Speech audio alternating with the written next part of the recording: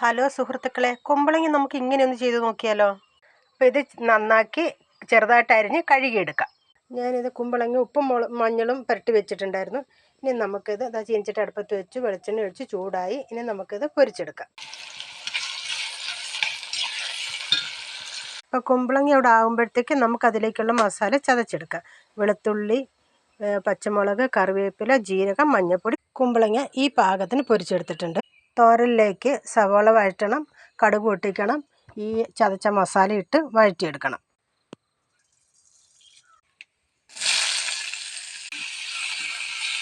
ഉള്ളിയിലേക്ക് കുറച്ച് ഉപ്പ് ഒഴിച്ചു കൊടുക്കാം.